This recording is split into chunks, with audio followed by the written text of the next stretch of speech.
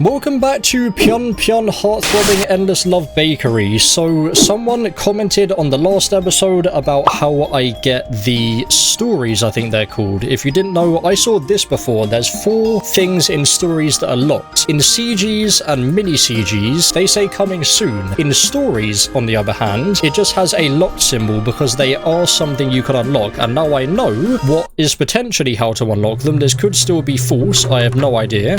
But first of all, I need to just play the game again normally, because apparently what you need to do is you need to name yourself the 4 characters. So on the comment, they did actually say you need to, so for now it just needs to be player, because I need to remind myself what the, like the actual names of the characters are. That's fine, yep, there we go. So, who have we got in the game? There should be just like the 4 normal characters, which the 4 characters are the 4 characters in Bonnie's Bakery, the 4 people that you actually kidnap. So, who have we got? I think, first of all, we message someone. This guy. What is your actual name? I guess I might just have to wait until they're actually here. Yeah, because they do like the introduction. Ron. Okay, we've got Ron. Oh no, don't skip all of it. Abby. Right, so we've got you. Actually, if I skip, does it still do that bit? No, it doesn't. No idea what your names are now. Lee. And it's just this other guy, the detective. What is the detective's name? Right, so we have all of the 4 names. Ron, Abby, Lee, and Abe. Now what we need to do is if we go back out, we go to the main menu, we start the game again 4 more times, and just every time we say that we're Ron, Abby, Lee/Leah, and Abe. What is your name? My name for today is Ron. I am a he, him, I believe. Ron is. It looks something like this. There goes Ron. He sure is great. Gotta love him. Is this correct? Absolutely. You have unlocked Ron's secret. View this story in the CG screen on the main menu. Interesting. I don't know. I guess it's worth seeing just if there's like a weird interaction. Possibly? I don't necessarily know. This is Ron now, right? Wait until like they... introduce Ron. Okay. No, Ron's a food critique. We share the same name, but that doesn't mean you can just refer to your customers so casually. Do you want something, or did you just come here to complain again? Okay. Nice. So it seems like it's just one. It seems like it's just one bit of dialogue that is different, that suggests like we... yeah, like you said, like we share the same name. Okay. Next we will do Abby's one. My name, this time, is Abby. There we go. She would be a she, her, I guess? Is that right? Is this correct? Yes. Unlocked Abby's secret. View the story in the CG screen on the main menu. There we go. And then once again, we'll just see whatever Abby says when we come in contact with her. Abby, okay, I went too far. Abby Brunner, I got your order. Thank you, Abby. Wow, you're out of breath. I got it so fast as I could. Sorry to make you rush like that. Fine, actually, I'm sorry as well. You look down at her hands. Okay, said there would be a day for the shipment of flour. Just a little time consuming. Take it from here, you really came in clutch. Sorry again, it's finally been a great help. Right, does she not mention anything? Okay, she doesn't mention anything about us sharing the same name. Unlocked Lee's secret thing, there we go. I imagine like there's not really too much about the other things, so I'll just back out now, and then I will go and do Abe as well. Unlocked Abe's secret, there we go. Then we can back out, and then we can see these, whatever these stories are.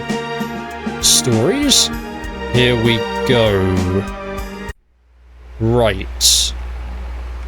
Abby walks into the kitchen. It's dark. Too dark. I knew this was going to be something. The light should have been turned on by now. She thinks about flickering the light switch, but feels like it's too much effort for what it's worth. She's only going to be in the kitchen for a few minutes after all. Her eyes instinctively glance at the counter beside the fridge. There's nothing on it. She grabs a cup from the cupboard herself and pours some milk in before setting it into the microwave. As the cup turns round and round, humming monotonously, she stares at it with still eyes. I knew this was still going to be like a proper horror. What the hell? Well, that's not a head. I thought that was a head in there, but that's her staring into the microwave directly. She does not hear a scolding voice nagging about how she shouldn't be staying up so late, even though a drink was already set out for her anyways. Feels off script. She continues to stare at the turning cup. The humming is deafening. If I get used to it, if I start building a new habit, would you have ever existed in the first place? This is like their horrifying backstories then. She takes out the cup and drinks from it. A familiar warm feeling spreads through her body. She finishes the cup and rinses it in the sink. After she's done, Abby turns back to her bedroom. Far too quiet in the kitchen. Right, yeah, okay, so they're just gonna be like little short things. I think this should be next. I don't know whose is who. Abe, this one is. Blinks, his eyes still trying to adjust to the light of the desk lamp. This is the detective, and then the last person, Abby, was the delivery driver. He groans, stretching his arms out to get the feeling back in his joints. He doesn't remember when he fell asleep. So yeah, in Bonnie's bakery, this is the panda, I think he was, with the gun, the detective. As he back presses against his chair, Abe looks up towards the ceiling, the only clean place in his house. He closes his eyes, waiting for them to stop stinging. After glancing back down at his desk, though, he quickly shuts them again. Piles upon piles of missing person reports, case files and photos were strewn about haphazardly, covering almost every inch of the table. The only clean spots were the gaps left behind from when Abe took a nap. At least he'd had the foresight to do that before he passed out. He looks through the documents, trying to remember how he had organised them. What? Okay. Right, it takes nearly half an hour for him to piece together the loosely related cases and profiles, only to realise that he still couldn't remember his thought process from yesterday. His head is aching at this point, practically screaming at him for a coffee. Abe rolls out of his chair and looks down at his clothes. Luckily, he didn't bother changing yesterday. He grabs a coat and heads to town. Change of environment might help, right? Is this what they were doing just before they got there? If Abe approaches the local cafe, he can't help but notice how busy it is. Just thinking about walking in there worsens his headache. He almost resigns himself to his fate, but just before he walks in, he notices that the bakery around the corner is still open for business as well. He's not sure why, but he walks over to the bakery and opens the door without hesitation. It's empty and very quiet. He sits at a table near the register and waits, and surely since the door was open, someone will be able to take his order eventually. He could faintly hear the hum of a coffee machine. The longer he sits in the empty bakery, the easier it is for him to think. What bakery is this, though? Suddenly he remembers why Case 4A was sitting on top of the missing child poster. Missing persons report filed 2 weeks ago was related to the one filed yesterday. Many of the photos that he grouped together were of young, white-haired women with blue eyes. These connections, he had to write them down before he lost them again. I don't think Bonnie doesn't go directly for females, no. There's like anyone there. Abe grabs a notepad he always carries around in his coat and begins writing furiously. As he finishes up his last thoughts, he hears a voice from behind the counter. "Can I help you?" said Bonnie. Abe snaps out of his trance and looks over at the server. He didn't hear anyone come out from the kitchen. Didn't really need a coffee anymore, but he didn't feel comfortable with just leaving either. Thought for a moment, then he came to the conclusion that the coffee will help him think even more effectively. "Black coffee, please. And who is the server?" Smiles, then rushes to get a mug from the back. Abe looks down at his notepad in satisfaction before closing it and putting it back in his pocket. After this cup of coffee, he would go back to the desk and start reorganizing his work. If this is before, they should have, or like the other woman that we play as, that doesn't actually have a name, I guess, because we can just give her any name. They, like, had the other employee, right? Somehow the thought of this makes his headache return. Maybe the coffee was going to be necessary after all. Pulls out his notepad again and starts writing. If he organized his thoughts here, it would surely make the process easier later. As the smell of coffee wafts through the air, Abe smiles and jots down a few words. Bakery around the corner near the cafe. Bakery? Oh no, he's in the cafe. No, he's in the bakery. So he was in Bonnie's bakery, right? I think. I mean, this is a bakery as well, I guess. And who's this? This is Lee? In a dark and desolate office, a single cubicle emanates an echo of keyboard taps. Lee stares blankly at a computer screen, not bothering to look at the time. So like she has anything better to do after work anyways. The bakery's already closed by now. Finishes the last spreadsheet and sends the work to her team. After that, she pulls up her email and starts typing away. "Dear Mr. Harold, finished the last of the paperwork again. I apologise for submitting late work. It won't happen again. Lee Bodeg. Lee leans back into her chair and stares at the ceiling with no care in the world. They all like staring at the ceiling. Years ago, she would have felt angry and bitter about the late hours and non-existent free time, but presently, she's above all that junk. Why feel angry and bitter when you can just not do that? Type away, stay awake, and keep the track flowing with some pumps of adrenaline, baby. Interesting. Pulls herself off her chair and opens the door to a stairway. Walks up and up and up until finally she reaches the door to her favourite place. Lee takes out a lockpick. No, she takes out the keys to her home. Just a few seconds the door creaks open. What the hell? Why did you mention a lockpick? We live just upstairs. A wave of fresh air caresses her face, inviting her onto the rooftop. Steps out and closes the door behind her, taking in the scenery. Vast darkness, illuminated by unseen streetlights, emptied and devoid of people. Lee chuckles to herself. I'm home. She laughs, but not herself, not anything really. She walks to the edge of the rooftop and climbs onto a railing before sitting on it. This could go horrible. Wind gently drags its cold across her skin as she shivers. You know what kind of person sits on a rooftop railing all alone? Someone that wants to commit something. That's right, baby. Cool guys. Or them. Cool people who don't have a care in the world, that's who. And I don't want nothing to care about me either. Woo! She raises her fist into the air, letting her legs take all the responsibility for the balancing act. That's right, superstar. Gotta let the cement and streetlights see this once in a lifetime, every night, one woman performance. Tell them all what you want to hear.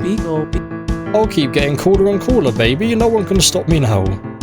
Frantically lifts her feet onto the railing and looks at the nearest building. To her as a spotlight appears on a neighbouring rooftop. Oh yeah, Lee's talks the talk, but what matters most is in a show the action. Did she walk the walk, as in walking a bit forward? This performance has been on the back burner, cooking for months, but she knows that this episode is ready to air now. More than ever, it's showtime. Just as Lee's about to make a mad dash, her eyes catch a glimpse of a big old buzzkill. Spotlight dims as she focuses on the bakery with half-lidded eyes. Hear the frantic scolding already. Well, the show's cancelled. See you losers next time. Slides off the railing onto the next rooftop. Maybe it won't happen today, but there's always next time. Bakery's just open now, though. Someone walked downstairs. Okay, last one.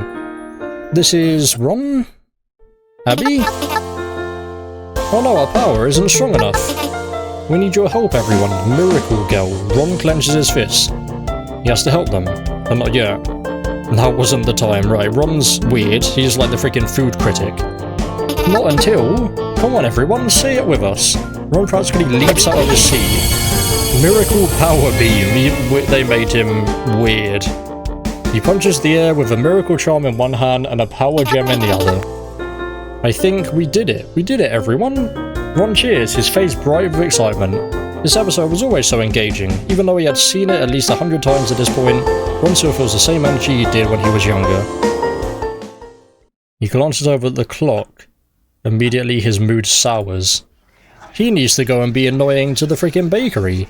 It's almost time for family dinner featuring the lovable cast of emotionally unavailable father, needlessly nitpicky mother, heart of stone grandfather, and much, much more. I had people around today and had to eat with like an extra 5 people, including the 6 that I usually eat with, so that's wonderful. Of course, you can't leave without the braggart, his favourite second cousin who was much more successful than he was, or Cindy the sheep, living, breathing water tank that never runs out of tears. He groans and turns off his computer. Maybe if he had someone to help him cast a spell, he could deal with all of the annoying questions they ask every month. With a miracle beam, he could smile as he purged the baddies. And after the climactic battle, he would go eat sweets with his friends. He has friends? Ron lets out a bitter laugh. Friends? Yeah, please. I was gonna say, or I did say. Freaking, like, Ross. Like the Friends intro, but it's only Ross all over again. In this world, friends were people to be bought. They were on your side so long as you had the funds to keep them there. Well, they're not friends then, they're, what are they called, gold diggers, I think? He could think of 5 people off the top of his head who would throw him in a ditch the second they got the chance. No matter how hard they racked his brain, he couldn't think of a single person that would stand by him when he needed help. Sure, he wasn't the nicest person, but even jerks have a pose of losers they can rely on, right? Because of his status, that's why he has no friends. Tries to forget the groups of kids laughing with each other at the banquet he attends. Didn't realise also this freaking audio that's going on. Quite horrifying. Those kids would grow up to be miserable just like him. He remembers how the polite facades would drop immediately after everyone said their goodbyes. Surely everyone lives like this, right? It wasn't because he was an unlovable wretch. No, this is just how people are. Justification was one of the few things keeping Ron sane. That and... I'll be back soon, okay? Just wait for me. That and annoying people at the freaking bakery. Ron fires a poster on his wall, the cute magical girl's hand forever stretched out to receive it. As he begins getting dressed, he casts a magic spell on himself. Today again, I am confident and cool. No one can hurt me. Besides Lee, eventually. He brings his right arm up before clapping his two hands together. Okay, let's do this. And there we are. That is every single thing in the game for right now until the game gets updated. So there we go. Just a little quick episode. There might be something else here. I'm not entirely sure for now, but that, ladies and gentlemen, is going to end episode number 2 of Pion Pion Heart-Throbbing Endless Love Bakery. My apologies again for like a bit of a shorter episode. I would have included this last time, but I had no idea, and at the time no one had any idea how to do this. That, ladies and gentlemen, is going to end this episode of Pion Pion Heart-Throbbing Endless Love Bakery. As usual, there'll be a link in the description if watching yourself, but for now, hopefully you enjoyed. Please, if you like, subscribe for our brand new. This is the boy Boss Fatwod. Thanks for watching, of course, always. Peace.